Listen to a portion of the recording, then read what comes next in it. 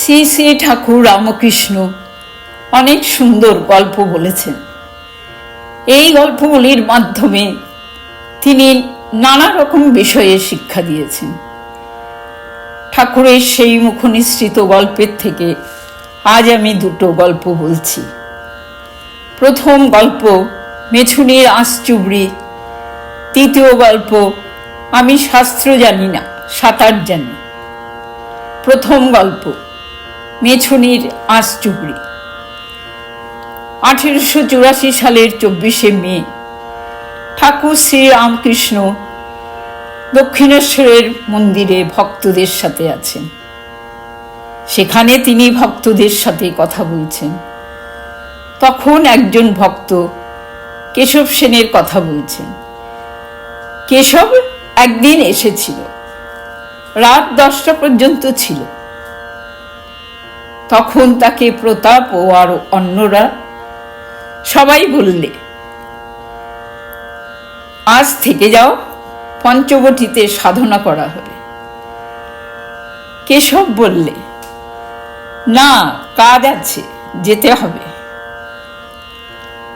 তখন ঠাকুর হেসে বললেন, আঁশচুবড়ির গন্ধ না হলে কি ঘুম হবে না?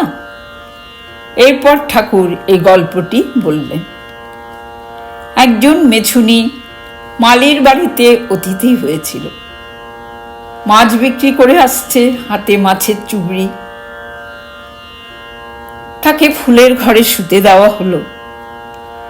অনেক রাত পর্যন্ত ফুলের গন্ধে মেছুনির ঘুম আসছে না। বাড়ির গিন্নি সেই অবস্থা দেখে বললে, কিরে, তুই ছটফট করছিস কেন? মেছুনি বললে, কে জানে বাপু, মনে হয় এই ফুলের গন্ধে ঘুম আসছে না। আমার আঁশচুবড়িটা আনিয়ে দিতে পারো? তাহলে বোধহয় ঘুম হবে। শেষে আঁশচুবড়ি আনা হলো। আঁশচুবড়িতে জলের ছিটা দিয়ে তার নাকের পাশে রাখা হলো। তারপর তার ঘুম এসে গেল এবং সে নাক ডেকে ঘুমাতে লাগলো। এই গল্প শুনে সবাই খুব হাসতে লাগলো। এই গল্পের মধ্যে দিয়ে ঠাকুর সংসারী মানুষদের উপদেশ দিলেন যে বিষয় বাসনা কামিনী কাঞ্চন ত্যাগ করে মাঝে মাঝে সাধু সঙ্গ ও নির্জনে বসে ধ্যান জপ করতে হয়।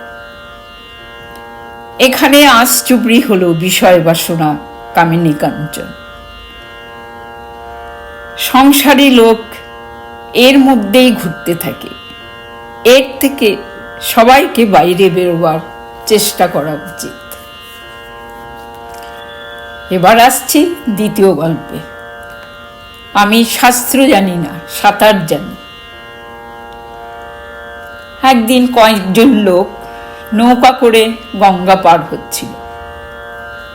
তাদের মধ্যে একটি লোক বিদ্যার বড়াই করছিল।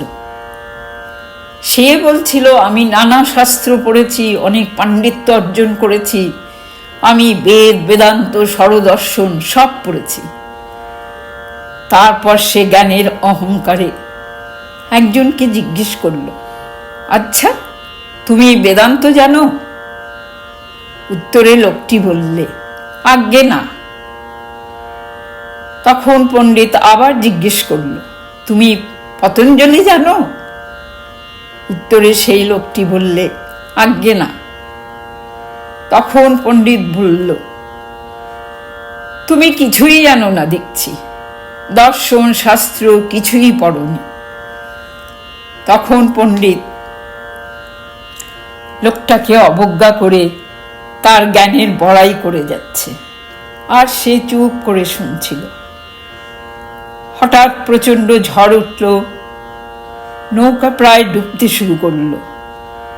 এবার সেই লোকটি যাকে পণ্ডিত অবজ্ঞা করেছিল সে জিজ্ঞেস করল, পণ্ডিতজি, আপনি সাঁতার জানেন? পণ্ডিত বলল, না। তখন সেই লোকটি বললে, পণ্ডিতজি, আমি বেদ বেদান্ত পতঞ্জলি জানি না, কিন্তু আমি সাঁতার জানি। গল্প শেষে ঠাকুর বললেন, নানা শাস্ত্র জানলে কি হবে, ভবনদী পার হওয়া জানা দরকার। ঈশ্বরেই বস্তু, বাকি সব অবস্তু। গল্প দুটো এখানেই শেষ হলো। যারা আমার গল্প দুটি শুনলেন সবাইকে অনেক অনেক ধন্যবাদ।